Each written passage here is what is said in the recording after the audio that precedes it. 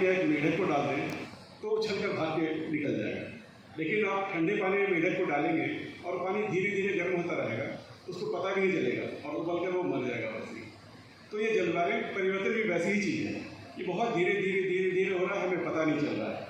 लेकिन अब ऐसा है कि हम बहुत समय तक इग्नोर नहीं कर सकते हैं और विश्व के बड़े बड़े देश इकट्ठा होकर मिटिगेशन की बात कर रहे हैं। भारत सरकार ने भी अपना नेशनली डिटरमाइंड कंट्रीब्यूशन रिलीज़ किया है और टाइम टू टाइम उसको रिवाइज भी कर रहे हैं।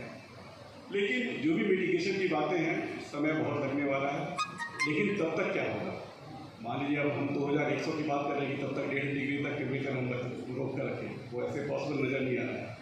लेकिन बढ़ जाएगा तो जो कम्युनिटीज़ हैं, जो फ्रिंज एरियाज में रह रहे हैं, जो रिसोर्स के सबसे नज़दीक रह रहे हैं और जिन पर सबसे ज़्यादा असर होने वाला है, बाढ़ का, ड्रॉट का, एक्सेसिव टेम्परेचर का, उनका क्या, उनके लिए क्या योजनाएं हैं?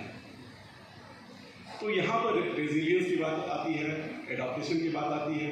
और मैं देख रहा था कि कई ऐसे लोग हैं, कई महिलाएं हैं जो कि क्लाइमेट रेजिलिएंट एग्रीकल्चर पे काम कर रही हैं, लेमन ग्रास की खेती कर रही हैं और ऐसे भी और भी बहुत सारे ऐसे क्रॉप्स हैं जिन पर क्लाइमेट चेंज का बहुत असर नहीं पड़ेगा।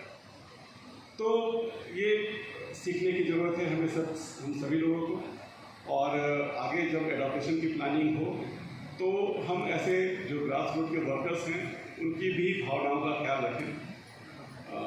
धीरे धीरे लोग समझ रहे हैं कि मिटिगेशन तो अलग चीज़ है, ठीक है, हम कार्बन अपने पेड़ लगाकर कार्बन डाइऑक्साइड एक्स्ट्रा सूखेंगे, कार्बन क्रेडिट के माध्यम से फाइनेंस करेंगे, लेकिन सबसे ज़रूरी है एडॉप्टेशन और उसकी प्लानिंग धीरे धीरे होनी शुरू हो रही है। कुछ साल पहले भारत सरकार का भी एक एडॉप्टेशन पे प्रोग्राम आया था, सैडली वो फिर बहुत आगे बढ़ा नहीं, 2 लैंडस्केप पे पायलट बेसिस पे काम हुआ था, अच्छा काम हुआ था, लेकिन आगे फिर उसमें कुछ हुआ नहीं। तो उससे सीख लेकर ज़रूरत है कि सभी स्टेट गवर्नमेंट्स भी अपने लेवल पे एडॉप्टेशन की प्लानिंग करें और आगे आने वाले समय में मुझे लगता है कि इससे ज़्यादा पैसा किसी और चीज़ में नहीं जाना चाहिए। सैडली अभी बात हो रही थी DMFT की, तो उसका भी पैसा क्लाइमेट की तरफ नहीं जाता है। इवन CSR है, उसका भी मैक्सिमम पैसा हेल्थ, एजुकेशन, इन्हीं चीज़ों पे जाता है। इन्वायरमेंट, क्लाइमेट, इन पे अभी भी किसी का ध्यान नहीं है।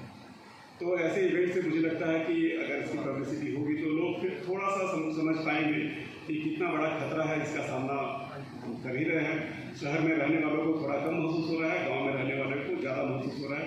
धीरे धीरे महसूस तो सबको होगा और परेशानी तो सबको होगी। तो मैं इस कार्यशाला के बहुत सफल संपादन की अपेक्षा रखता हूँ और मैं उम्मीद करता हूँ कि यहाँ से जो कुछ भी निकल कर आएगा वो पूरे राज्य के लिए, न सिर्फ झारखंड के लिए बल्कि जितने राज्य के पार्टिसिपेंट्स हैं सभी के लिए किसी न किसी तरीके से लाभदायक जरूर होगा। धन्यवाद।